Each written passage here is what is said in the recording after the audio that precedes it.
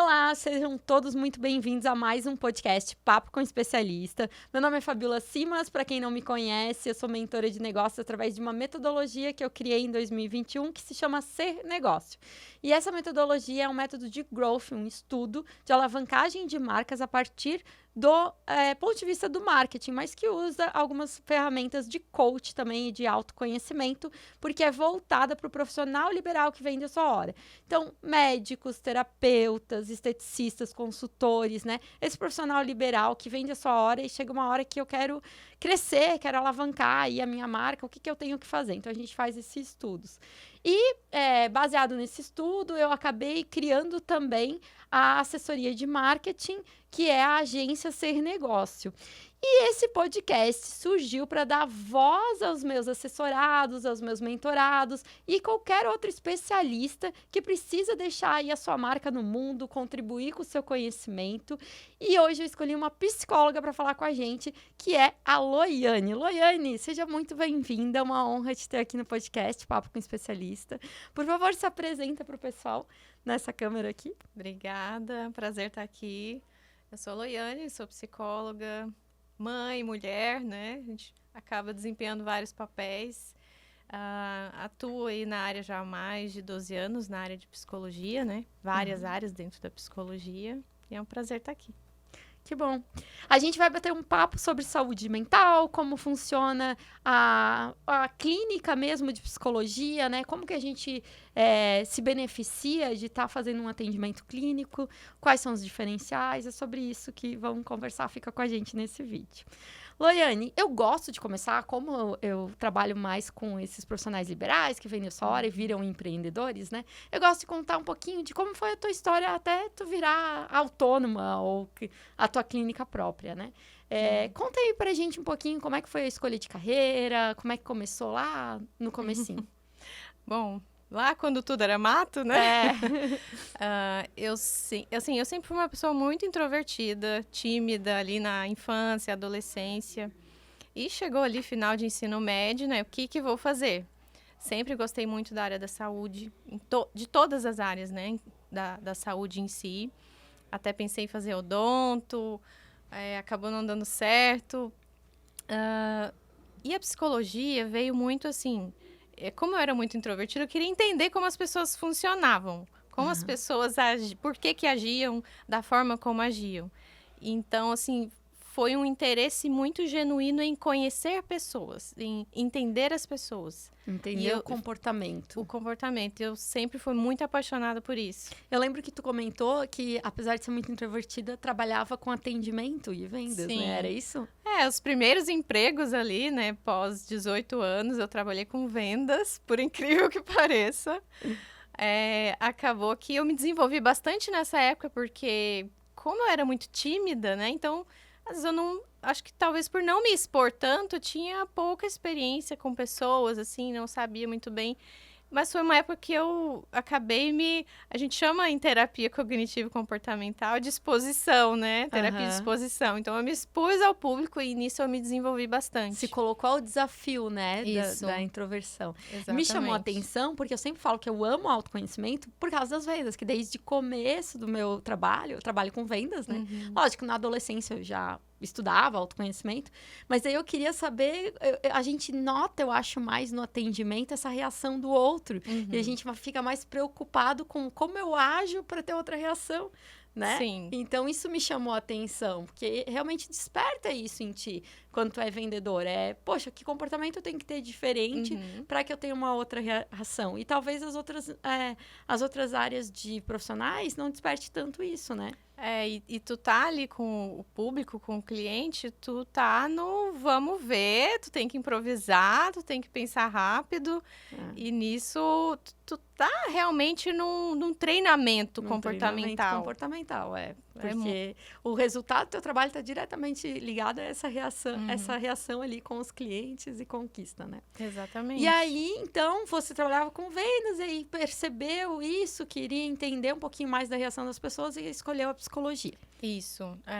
Já tinha em mente, né, de cursar a faculdade. Na época, primeiros empregos, eu atuei na área de vendas, mas sempre já com foco em ir para a área da saúde. Tu é nascida aqui em Itajaí? Não, eu sou de Goiânia. Goiânia, que legal. E isso era lá na tua terra? Onde Isso, era lá. Legal. Era lá, fiz toda a minha faculdade lá. Nisso, assim, comecei faculdade, continuei na área de atendimento, mas logo já entrei na área da psicologia, já comecei a estagiar. No começo eu fui para a área organizacional, né, que vários psicólogos atuam na área organizacional, que pra gente se situar, isso era que ano, mais ou menos? Porque hoje é muito comum falar sobre saúde mental, né? Sim. Mas há uns 10 anos atrás não era. Não, isso era 2007, 2008. Foi quando eu comecei a faculdade em 2007. Em 2008, 2009, eu já estava iniciando aí na carreira organizacional, psicologia organizacional. Eu lembro que nessa época não se fazia terapia, não se falava de saúde mental. Sim. Que nem hoje tem vários tipos de terapia, né? Exatamente. Nessa época eu trabalhava promovendo curso de autoconhecimento. Então, mas ninguém entendia aquilo, porque ninguém falava sobre isso, né? E a gente vendia dentro de organizacional, para líder, principalmente, que era o único lugar ainda que tinha, assim, uma abertura maior, né? Sim, naquela época era ainda muito tabu fazer terapia. A gente não tinha online, né? Tudo presencial mesmo, as clínicas, os consultórios, né? Verdade. Então, era muito mais difícil para quem estava começando, como eu na época, entrar já na clínica em si, né? Muitos psicólogos no início de carreira, antigamente, né? Até ficava um tempo ali até consolidar a tua clínica. E a área organizacional era um caminho mais curto, né? Para entrar na área. E foi isso que eu fiz. E quando fala organizacional, é o quê? No RH fazia recrutamento? O que exatamente tu fazia? Conta pra gente. É o RH, né? A gente faz recrutamento, desenvolvimento de pessoas, treinamento, avaliações.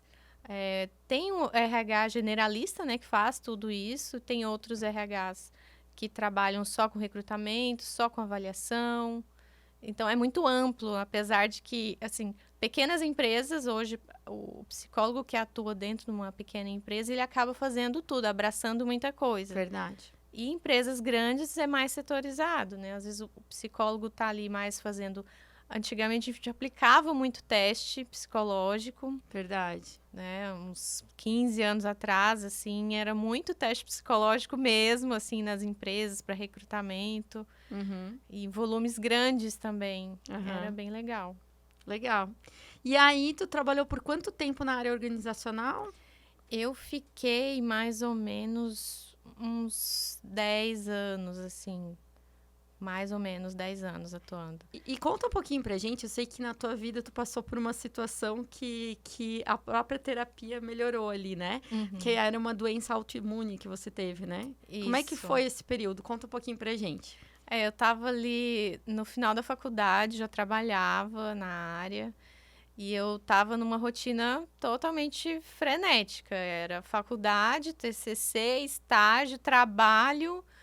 Então, eu saí de casa às 5 da manhã, chegava às 11h30, meia-noite, todo dia.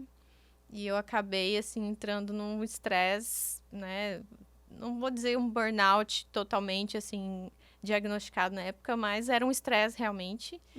E acabei desenvolvendo uma doença autoimune nessa época ali do final da faculdade. Pós-faculdade, na verdade. E isso me subiu um alerta muito grande, porque a minha rotina, a minha vida não estava nada bem, né? Não estava me fazendo bem de forma nenhuma. Como que se manifestava essa doença? É uma doença rara, doença de Still. Ela se manifesta com dores articulares, rush na pele, urticária, febre... fraqueza, perda de peso. É parecida com... Esqueci o nome. Não reumatismo. É parecido com reumatismo, só que ela é mais grave porque ela ataca também órgãos internos. Certo. Né? E como é uma doença rara, que não existe um exame, então eu fiquei muito tempo sem saber o que eu tinha. Fiquei hospitalizada, foi bem sério, Isso já assim. gera mais estresse ainda, né? De tu correr atrás. Eu acho interessante a gente citar esse caso, porque quanta gente, em função de se colocar num nível de estresse alto, desenvolve algo físico, né? E não percebe. Como tu era psicóloga, tu tinha essa consciência de poder olhar dessa forma. Eu tinha acabado de me formar, foi bem assim, no mês que eu me formei, na verdade, eu nem consegui ir na minha colação de grau, pra te ter noção, porque eu tava no hospital. E aí, eu fiz, né, a distância, digamos assim. Assim, a gente tem, por mais que tu tenha conhecimento, às vezes você não percebe quando você está participando do processo, né? Quando você tá dentro do problema. Entendi. Né? Aquela coisa de eu tô dentro da ilha, eu não consigo ver a ilha, né? E isso aconteceu comigo. Acaba que a própria necessidade, né? Morava numa cidade grande, era muito trânsito, então tinha muito tempo em trânsito, era tudo muito longe, não me alimentava bem, eu tava naquela, né, loucura de terminar a faculdade, precisava terminar, tinha tempo. Então, tudo isso foi muito para mim na época, que quando, inclusive assim, terminei a faculdade, né? Achei que ia estar tudo bem, mas foi quando eu caí, né? Digamos assim, terminei agora, as minhas últimas forças foram embora ali. É engraçado que isso acontece na vida da gente, né? Tem aquelas pessoas que constroem a casa dos sonhos, daí passa por todo aquele estresse da construção, da mudança, e depois da mudança tem alguma doença, né? Sim. Desenvolve. Sim, isso. Acaba que aparece ali porque realmente consumiu as últimas forças, isso é comum mesmo. Na época, assim, eu me lembro que eu trabalhava numa empresa eu me reportava a 7 pessoas, né? Então, era muito difícil também lidar com isso, para uma pessoa que estava totalmente, assim, cheia, né? Sobrecarregada mesmo de coisas para fazer. E aí, o que tu decidiu a partir daquela doença? Eu fiquei um bom tempo ali me recuperando, cerca de 1 ano. Eu fiquei parada, porque realmente não conseguia trabalhar. Me recuperei. Na época, eu não fiz essa ligação totalmente, assim, que era o trabalho. Então, eu retornei pro trabalho depois. Acaba que eu retornei e depois de mais 1 ano, eu tive outra crise. Certo. Então, nessa outra crise, foi mais rápida, mas também o meu cabelo caiu, todos aqueles sintomas de dor de cabeça, sintoma gastrointestinal, porque veio junto também um estresse do trabalho mais forte do que a própria doença. Então, juntou os dois. Veio o burnout mesmo, dessa segunda vez, e a doença autoimune junto. Foi aí que eu mudei totalmente a minha vida. Vim para Santa Catarina. Legal. Eu me casei na época, né? Me mudei para cá e falei, não quero mais saber. Vou parar, vou mudar minha vida. E realmente parei. Fiquei um bom tempo, assim, afastada. Porque eu realmente, assim, eu tive 2 crises, né? Certo. E uma pior que a outra. Então, eu precisava de um tempo. E daí tu parou de trabalhar, se dedicou mais à família. O que tu fez aí nessa época, só pra eu lembrar? Trabalhei com beleza. Eu tive meus filhos, né? Meus filhos veio um atrás do outro, né? Então, foi uma pausa mesmo, né? Que eu fiz. Eu não queria me estressar, né? Entendi. Apesar de ter 2 filhos, né? Mas eu não queria mais aquela mesma vida que eu vivia, assim, dentro de uma empresa ali. Porque eu sou uma pessoa... A gente tem pessoas que têm uma predisposição muito maior a desenvolver doenças mentais, síndromes. Primeiramente, as mulheres são muito mais suscetíveis a doenças mentais, a transtorno de humor. Por conta dos hormônios, inclusive, né? E também, dependendo da tua personalidade, né? O seu desenvolvimento, você vai ter uma tendência maior a desenvolver depressão, ansiedade e burnout. E eu me encaixo nesse estilo, porque eu sou uma pessoa que me cobro muito a questão da perfeição, de manter o controle das coisas. Então, pessoas que têm esse perfil tendem a desenvolver mais. Nossa, mas a perfeição e o controle, muita gente vai se identificar aqui. Sim, sim, porque a gente vive nesse mundo moderno que tem os seus prós e os seus contras, né? Que é muita informação, é uma necessidade de desempenho, alta performance muito grande, né? As mulheres em si, né, que tem essa... A gente abraçou muitos papéis, Abraça muito. A gente resolveu ter essa jornada de trabalho, ser tudo no trabalho, mas não quis abrir mão da casa, né? Eu sempre digo isso. A gente só acumulou, então, né? Só acumulou.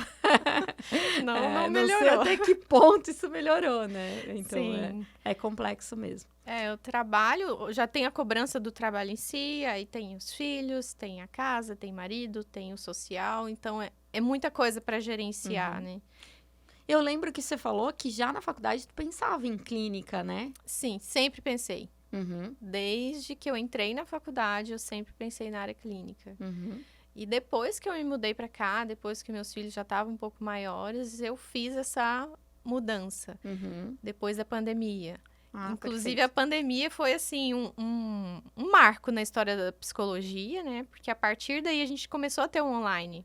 E começou a ter voz, né? Sim. As pessoas começaram a escutar mais essa coisa de saúde mental, porque nós estávamos enclausurados e percebemos isso, né? Exatamente. Então, acho que foi muito bom para a profissão. Sim, né? não, bom no sentido, não que as pessoas enlouqueceram, mas não nesse sentido, no sentido de dar abertura à fala e quebrar alguns tabus. Não sei se eu tô enganada. Não, mas é isso mesmo, porque era muito mal visto. Quem fazia terapia era louco, era quem tava muito mal, era pessoa, assim, estigmatizada quem fazia terapia antigamente. E hoje em dia a gente tem um movimento muito bom, né, de que é importante fazer terapia, faz parte do cuidado multiprofissional, né? Eu acredito muito nisso, né? Não é só a terapia, não é só o psiquiatra, não é só o médico. É todo... A nossa saúde, ela não tem como a gente tratar da nossa saúde de forma departamentalizada. Exato. Né? Nós somos um corpo Que que funciona, né? Tem que trabalhar a partir das multidisciplinaridades, né? Exatamente.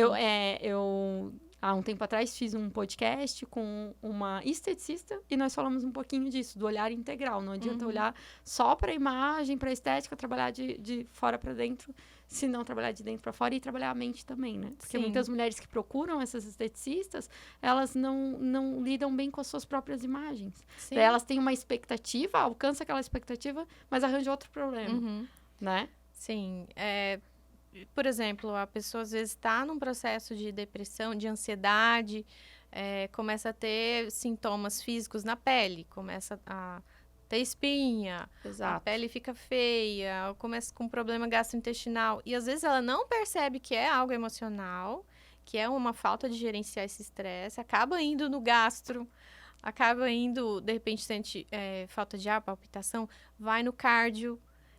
E não vai no psicólogo. Geralmente o psicólogo é o último profissional, né? Que as pessoas procuram. Exatamente. Assim, eu já fui em tudo, até no cartomante.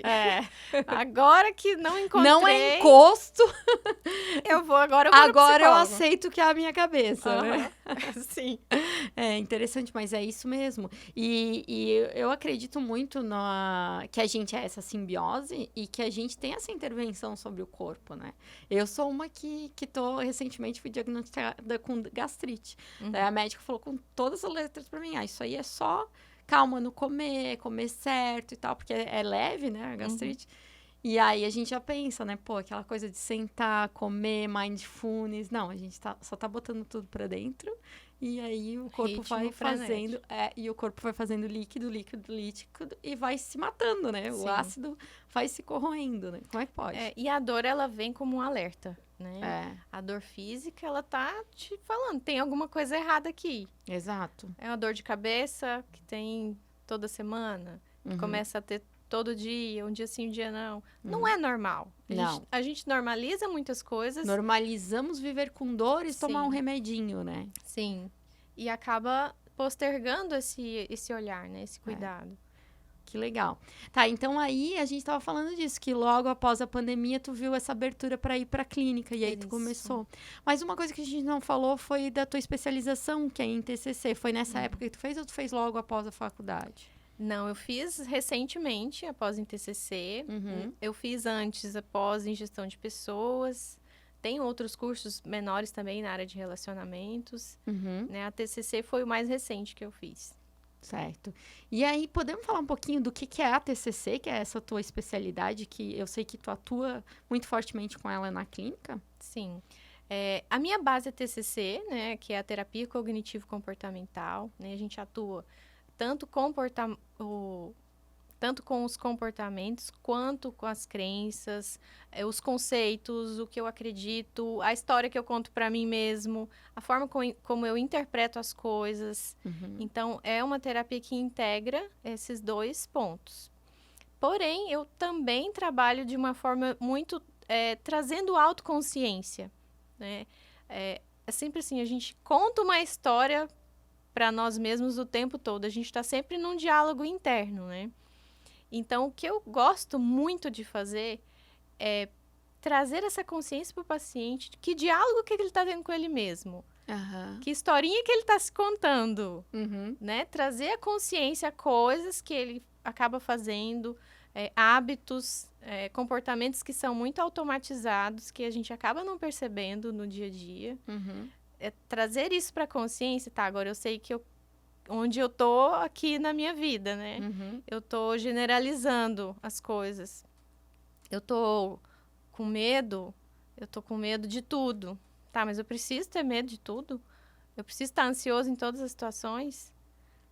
Porque a ansiedade, vamos usar aqui esse exemplo, é um medo excessivo de tudo. Certo. Né? Na ansiedade generalizada. Então, é como se eu não conseguisse perceber e viver realmente a realidade, o que está ali na minha frente. Eu fico sempre pensando nas possibilidades. O que pode acontecer? E nas possibilidades ruins, né? Não são as boas, só as ruins. Então, a gente fala que é um pensamento muito rígido. E eu me convenço desses pensamentos ruins, Sim. né? A gente busca no nosso redor coisas para afirmar nós mesmos. Certo. Assim, eu sei que esse copo aqui vai cair. Tá, mas eu tenho certeza, porque se ele vai chegando mais para lá e ele vai cair. Essa mesa é lisa. A mesa é lisa. Eu vou procurando, né, provas. Eu vou bater, ela vai bater. Exatamente. Então, fico nessa assim, de provar para mim mesmo que as coisas vão acontecer de ruim. Certo. A gente faz esse tipo de raciocínio e acaba nem percebendo. Porque são pensamentos muito rápidos, pensamentos automáticos, né? E daí é muito engraçado porque esse tipo de situação não me permite nem ver que o copo é bonito, né? Não. É isso que eu acho interessante da ansiedade. Não permite ver o resto. Não permite ver que é um copo bonito, que é um copo fácil de pegar, que tá Não, eu só vejo que o copo vai cair. Sim. Isso é muito louco. A nossa mente é muito doida. Porque eu digo assim, que os nossos sentimentos, os nossos pensamentos nos enganam o tempo todo. Exato. É muito fácil. A mente, né? O povo fala. Sim.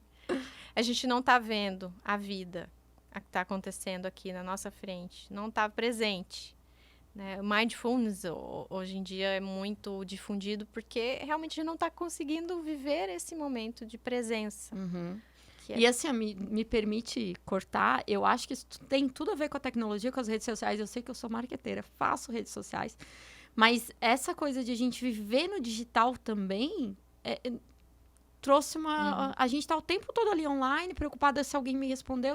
Então eu tô em 2 mundos o tempo todo. Isso não é natural do ser humano. Não. Hiperestimulado o tempo todo. Exatamente. Eu lembro que não sei se foi com você ou com outra psicóloga, a gente até conversou sobre acordar e já ligar para ver se eu tenho mensagem no WhatsApp. Que absurdo. É a primeira coisa. O meu pai não tinha nem telefone direito em casa, né? Quando ele tinha um pouco menos de idade do que eu. Então, olha, em tão pouco tempo, o quanto o ser humano se acelerou mentalmente. Não só, né, no trabalho, na vida pessoal também, né? Isso acaba aparecendo da forma ali da rede social, comparação, né, com outras pessoas. A rede social eu digo que é a novelinha. A novelinha das cenas que eu escolho mostrar. Exato. Qual que é a novelinha que eu tô vendo? Eu tô começando a me comparar, eu tô ali vendo só o sucesso do outro, né? E isso começa a me deixar mal, com ali sintomas de depressão, alguma coisa assim. Porque eu comparo meu bastidor com o palco do outro. Uhum. Daí, nessa comparação, eu não crio o meu próprio conteúdo. Por isso que a gente tem esse podcast. Sim. Né, Sim. gente? Então, assim, é muito louco isso. E aí, o Mindfulness é... O que seria exatamente Mindfulness? Para quem nunca ouviu isso, ou já ouviu, mas ainda não entendeu. São exercícios que te trazem para o presente, né? Para que você consiga se desligar, trazer à tua mente essa calmaria para que você consiga se concentrar no que você está fazendo, no teu momento, ali naquela hora. Então, é um exercício mesmo de parar de escutar o que está passando em volta e se concentrar em você mesmo. Tem algum exemplo? Tipo, é um exercício de respiração? Sim, tu pode fazer exercício de respiração, né, se concentrar na tua respiração, no ar que está entrando, no ar que está saindo, como que tu está se sentindo naquele momento. Deixa entrar e deixa sair. Deixa entrar e deixa sair o ar. Nisso, deixa também entrar, assim... e sair as coisas ruins, sabe? Os pensamentos ruins. Isso, você começa a se desligar do mundo e prestar atenção em você mesmo. Ótimo. Eu acho que é o principal, assim, é você prestar atenção em você mesmo. E acabar com o barulho exterior, né? Isso. Tá, a gente entrou nisso quando estava explicando um pouquinho de como é a tua atuação, que é com o TCC e também com esse olhar de trazer a consciência daquelas historinhas que a pessoa está contando, né? Sim. Então, aí eu já me perdi aqui. Então, explica pra gente um pouquinho como é o teu atendimento. Já entramos no assunto aqui. Como é que é o teu atendimento? Quando a primeira vez que a pessoa vai lá, como é que tudo começa? A forma com que eu gosto de trabalhar, eu gosto de entender quem está ali na minha frente. Eu quero saber a história, de onde veio, o que acredita. Isso é muito importante, né? Quais os valores que eu aprendi? O que a minha família acredita? Como que é a minha cultura? Em qual como ambiente que eu vivi, né? Sim. Que ambiente que me moldou, né? Como é que eu me comporto no dia a dia? Isso é muito importante, a gente entender essa história do paciente, para ver como ele se construiu, os esquemas mentais que ele tem, para que eu consiga fazer intervenções ali conforme isso vai aparecendo nas sessões, né? Eu não trabalho de uma forma muito robotizada. A TCC, às vezes, tem esse estigma, né? De ser mais robotizada, né? De ser muito certinha. Eu já gosto de trabalhar de uma forma um pouco mais livre, do paciente trazer para mim as situações que ele está vivendo e a gente conversa, como um bate-papo mesmo, uma conversa. E nisso eu vou fazendo intervenções de uma forma muito mais sutil, né? Mas que faça sentido na vida do paciente, que é o principal. Certo. E assim, num geral, quem te procura por um conflito, consegue resolver aquele conflito? Todo paciente consegue? Eu digo que nem todos os pacientes entram em terapia, né? Muitas vezes o paciente, ele vai numa primeira consulta porque ele está com muita coisa acumulada e ele só precisa de se descarregar, falar e falar. E às vezes ele não volta, né? Ou às vezes tem pacientes que ficam meses em terapia e ele não consegue ainda tocar naquele assunto que é um problema para ele. Então, é difícil entrar em terapia. É difícil tu se colocar nessa posição de mostrar essa vulnerabilidade. Porque tu tá tocando num ponto de dor. Certo. Então, é bom que o paciente esteja ali, porque ele já tá propício, mas nem sempre ele consegue tocar nesse ponto tão rapidamente, né? Então, às vezes, demoram algumas sessões para que o paciente consiga ter forças para falar. Eu digo que tem que ter coragem para fazer terapia. Sim.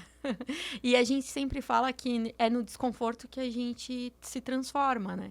E às vezes é difícil entrar nesse desconforto, né? Sim. Esses dias eu estava conversando com um amigo e a gente estava falando sobre os nossos monstros interiores, né? E é como se, assim, como é que eu vou deixar eles saírem? Às vezes eles não vão sair, mas eu posso aprender a dominar eles. Posso aprender a lidar com esses monstros, com esses fantasmas, com esses problemas que eu tenho. Porque nem sempre eles vão totalmente embora. Certo. Mas eles vão viver ali, dentro da gaiolinha ali, eu preciso pelo menos saber conviver com eles, né? Conviver, lidar, domá-los, né? Domá-los. Ô, Loiane, uma coisa que me chamou a atenção é que você disse que busca entender as crenças desse paciente, o que construiu, né, esse comportamento, a história que esse paciente viveu.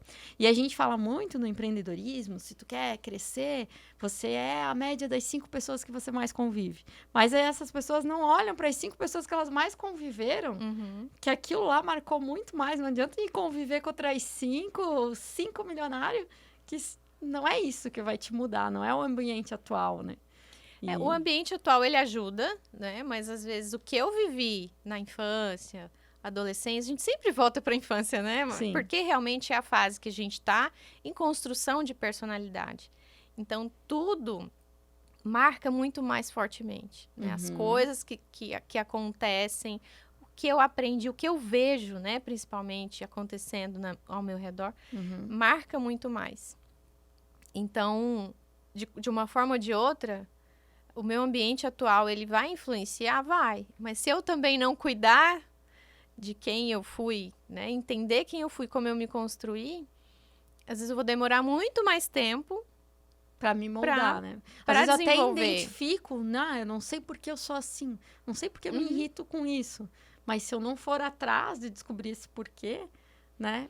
Sim, em psicanálise, o pessoal sempre fala que fica só no passado, a gente nunca está no presente, né?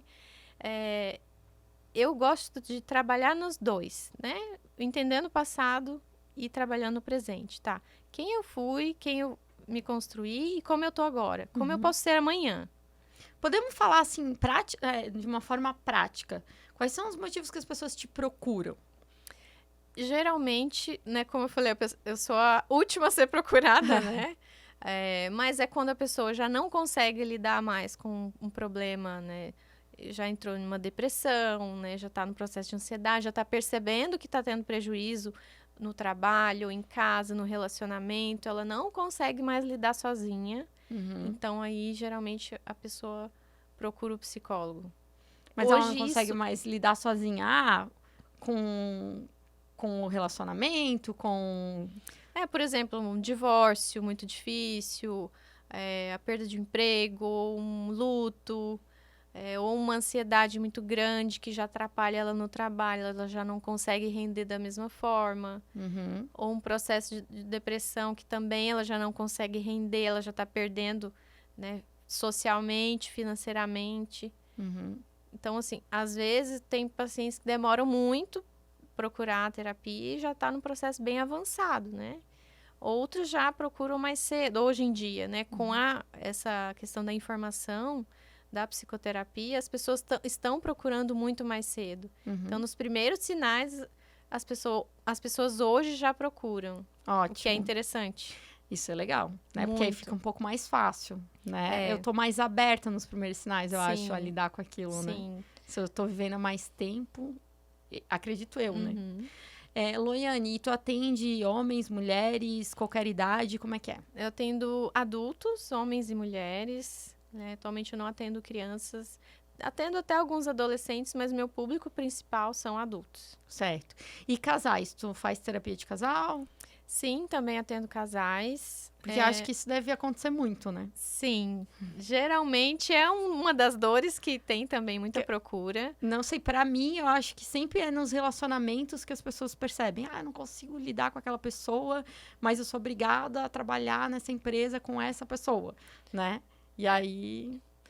Tem outra frase, conceito que eu gosto muito de usar, que a gente adoece nos relacionamentos, mas a gente também se cura nos relacionamentos. Exato.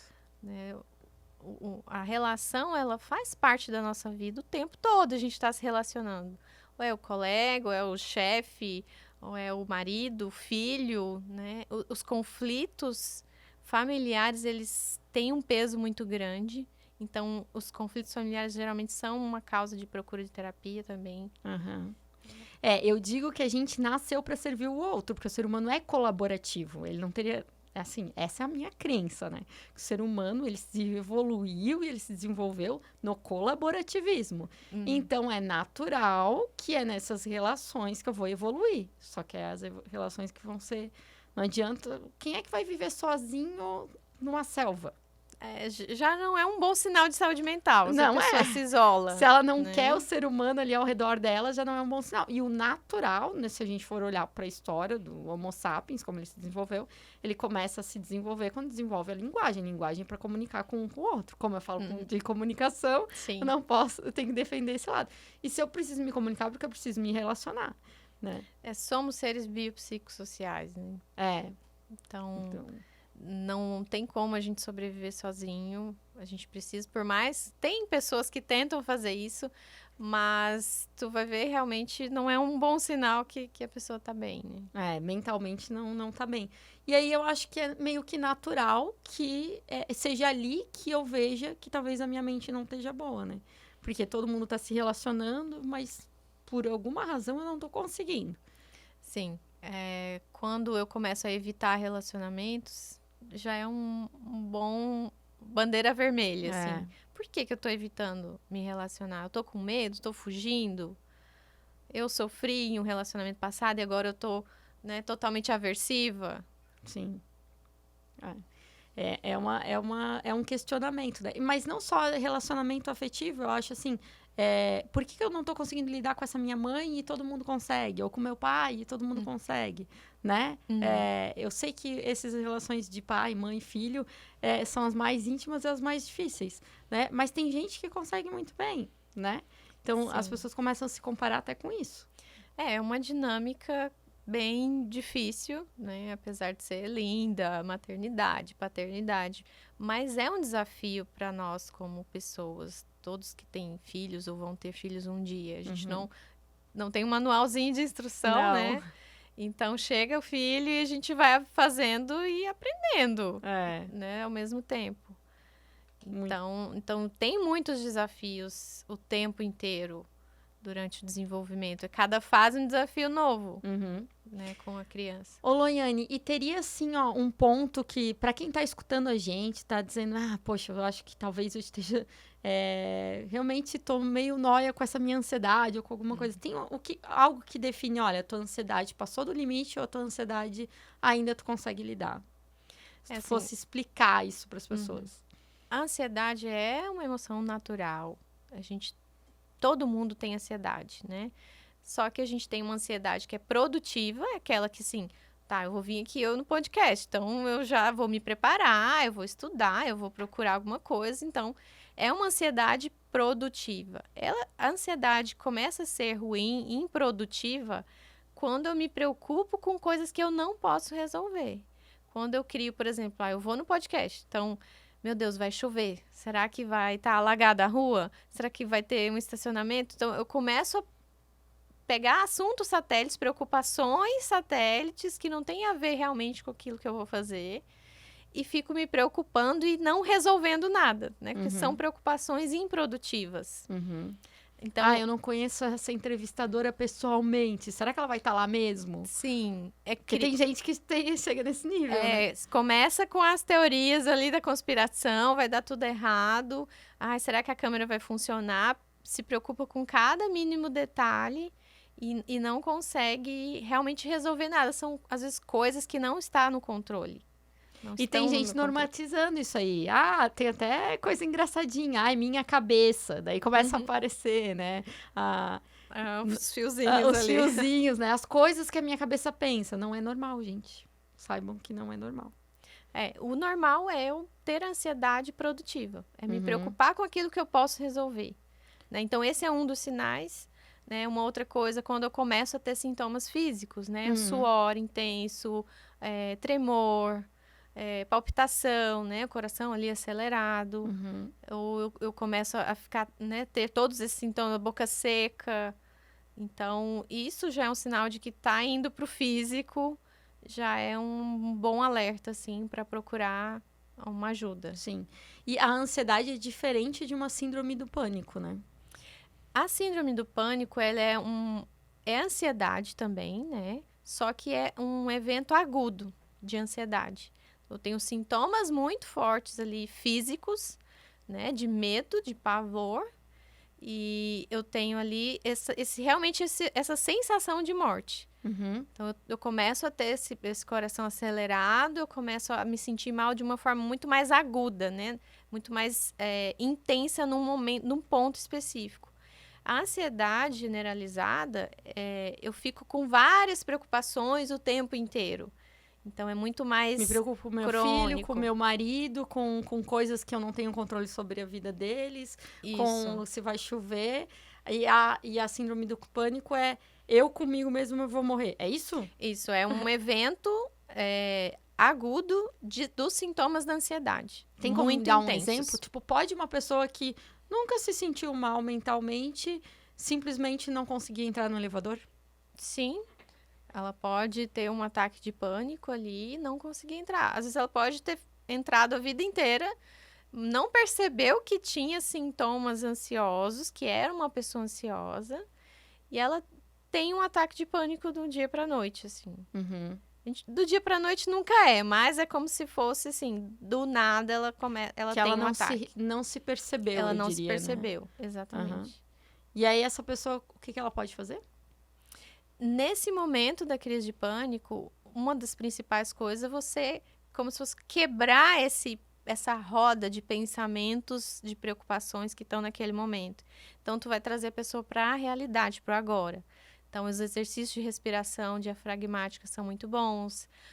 Pegar uma pedra de gelo, segurar a pedra de gelo, colocar na boca. O que é a sensação do corpo, trazer ela para a sensação do corpo. Trazer para o sensorial. Se eu ver alguém, então, passando por isso, eu posso trazer para o sensorial. Sim, traz para o sensorial.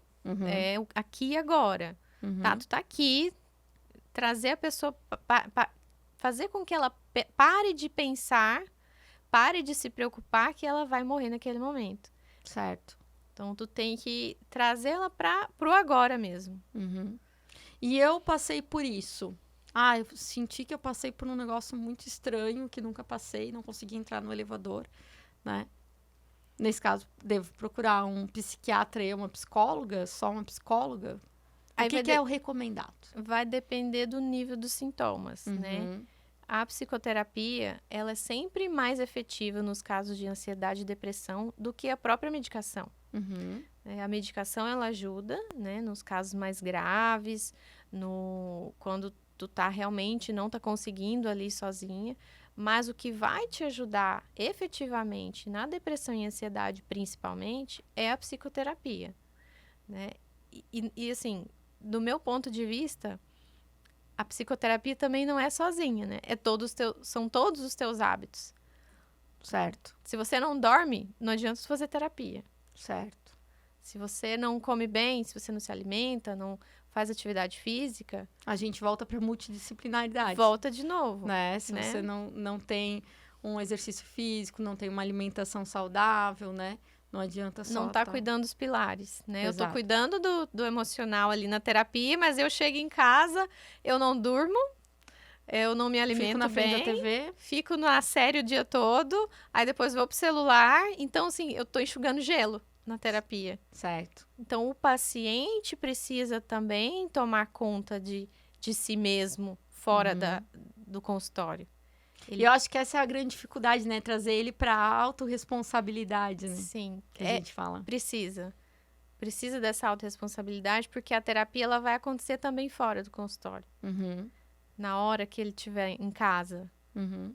Que ele tem a escolha de, o que eu vou fazer? Eu vou para academia, eu vou fazer um passeio ao ar livre, ou eu vou ficar o dia inteiro aqui no celular, ou na internet, no jogo. A vida é de escolhas o tempo todo, né? E ele tem as escolhas que adoeceram o tempo todo do lado dele, né? Sim. Então... uma noite de sono mal dormida, no outro dia já tem efeitos colaterais, né?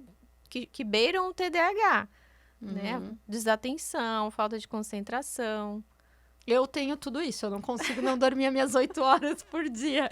Eu sou bem complexa. Eu sou dessa também. Eu tenho que dormir 8 horas por dia, às 10 da noite eu já tô bocejando. E realmente no outro dia, como eu trabalho com produção, né, de conteúdos e planejamento, eu percebo que eu fico mais desfocada mesmo. Não, uma noite talvez não, porque eu tenho uma rotina de sono, mas 2 noites seguidas que eu não dormi às 8, dormi 6 horas. Eu já percebo que eu fico diferente. É muito nítido e também. o exercício, eu digo que eu sou uma pessoa muito ansiosa, muito acelerada, né? Trabalho com vendas acelerado, preciso de resultados de todos os meus clientes, né? Eu sempre conto da minha transição de carreira. Antes eu tinha que performar só a minha empresa, agora eu tenho que performar várias empresas, né? Então, a responsabilidade aumenta. Ao mesmo tempo que não aumenta, porque tu não tem tanto custo, mas ela aumenta porque tu tem a autorresponsabilidade de fazer acontecer, senão essas pessoas não vão ficar contigo. E eu sou muito acelerada. E eu uso o exercício como uma forma de escape, assim, de realmente me trazer pro presente. Eu vou sem celular pra academia ou pedalar, vou sem celular para conseguir estar presente ali, sentindo o corpo. Adoro pedalar, sentir o ar, olhar a natureza. E aí, realmente, eu me conecto, sabe? Sim. Não sei se faz sentido isso. Total sentido. E quando eu não faço exercício, eu sinto que eu fico diferente em relação a essa ansiedade, a essa capacidade de concentração e foco no que eu estou produzindo. O nosso corpo foi feito para se movimentar. Eu mesma já passei por situações de ficar ligado o tempo todo, ouvindo podcast na hora do treino, né, dirigindo, e não conseguir me desligar, porque é uma alta exigência muito grande. E podcast não falta, né? Estamos aqui fazendo. E aí a gente vai querendo colocar mais coisas na rotina. Eu quero ler esse livro, eu quero fazer isso, eu quero fazer aquilo, e eu quero conseguir pedalar 100K. E aí a gente vai colocando mais coisas na rotina porque tá cabendo, porque agora a gente tem mais acesso, né? E nessa a gente se perde. É uma, assim, sobrecarga também de hábitos saudáveis, né? Exato. Ler 2 livros ao mesmo tempo, fazer academia 2 vezes por dia. Andar com o cachorro, trabalhar. Cozinhar a sua própria comida, porque aí é mais natural. Sim. Aí cuidar dos filhos, aí ainda ter a sua sessão de autocuidado. Por isso que a mulher ficou com a dupla, né? Realmente. Tripla, 4 jornadas. Ficou bem complicado. Loiane, a gente já explicou mais ou menos como é que funciona um começo, né? A primeira vez que eu fui lá, tem um número de sessão, não tem? Eu vou lá, tem toda essa conversa. Normalmente recomenda alguma coisa? Não tem um número de sessões que eu recomendo. Vamos fazer 4, assim. Não tem como a gente fazer isso, né? O que eu recomendo é a sessão semanal, minimamente. Exato. Né? Se eu faço sessões de psicoterapia muito espaçadas, a gente perde ali a linha de raciocínio. 15 dias acontece muita coisa dentro desses 15 dias. Então, é como se a gente não conseguisse dar muita continuidade. Então, qual o tempo, mais ou menos, da sessão? A sessão é entre 50 minutos e 1 hora, cara. Então, 50 minutos para contar 15 dias, eu já não consigo. É muito pouco, 15 dias, Eu tenho que escolher uma coisa dos últimos 15 dias. Sim. Então, acaba que fica pouco, né? Geralmente, quem vai para 15 em 15 dias é um paciente que já está mais em alta, né? Que já está em manutenção para que tenha alta. Mas o indicado que eu gosto de trabalhar é a sessão minimamente semanal. E não tem um período assim, no geral eu consigo atingir alguma solução uns 3 meses? Não. Eu sei que a pessoa pode fazer terapia a vida inteira, porque eu já fiz muitas terapias, já teve períodos que eu passei anos em terapia. Mas eu gosto de perguntar para aquela pessoa que nunca fez e aí ela tem medo que ela vai lá. Que normalmente, se tu conhece uma pessoa que nem eu, ela vai falar assim, esse aqui é meu terapeuta, eu fiz tantos anos. Aí a pessoa vai achar que vai passar anos fazendo terapia. Nem todo mundo vai ficar anos, né? Depende muito da situação, né? Mas minimamente, para que tu consiga ter realmente um trabalho concretizado, vai ser em torno de 4 a 6 meses. É um prazo bom, assim, pra gente ter algum resultado. E deixa eu te perguntar uma coisa que acontece muito comigo aqui, que como eu ensino as pessoas a vender, vem muita gente que ou passou por transição de carreira, ou pensa em fazer transição de carreira, quer empreender. Tu lida com esse profissional também? Sim, já lidei bastante, inclusive na época ali do RH, né? Mas já atendi também empresários. Porque agora, os 40 são os novos 30. Então, as pessoas estão passando muito por isso, né? Eu gravei recentemente um podcast para uma pessoa que fez uma transição de carreira. Aos 42 anos, ela foi para a faculdade de novo. Então... Tá cada vez mais comum, né? Essa mudança. Isso. Porque antes a gente meio que tinha ali uma carreira estabelecida e ia até o final, né? Até se aposentar. Hoje a gente tem muito mais possibilidades. Né? Exato. E aí mesmo a pessoa que vai se aposentar, ela vai viver por muito mais anos, às vezes, né? Sim. E aí ela tá pensando, o que eu vou fazer depois de aposentar? Então essa pessoa pode te procurar. Sim, pode. E como é que faz para te encontrar?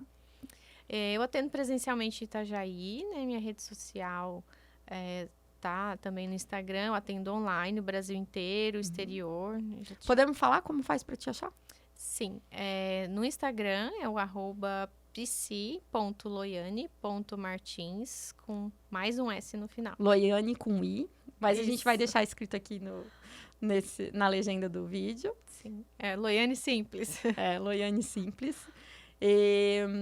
E no Instagram é isso. E também eu vou deixar, acho que posso deixar o contato aqui no vídeo do teu WhatsApp, né? Tem o link ali do meu WhatsApp no Instagram e pode colocar também ali disponível. E como é que é o primeiro passo? Eu vi esse vídeo, gostei da Loiane, o que a pessoa vai fazer? Pode entrar em contato comigo, né? Geralmente eu faço uma ligação ou de vídeo ou uma chamada de voz mesmo. Tem uma primeira conversa, um primeiro contato. Eu gosto de entender um pouco a demanda do paciente, né? Está dentro do que eu posso ajudar, do que eu posso atender. Tem esse primeiro contato, até para o paciente também sentir um pouco de quem eu sou, né? Um pouco mais, né? Ter esse contato ali mais próximo, porque a gente precisa dessa identificação com o psicólogo para conseguir conversar, conseguir se abrir. Precisa ter esse match, assim.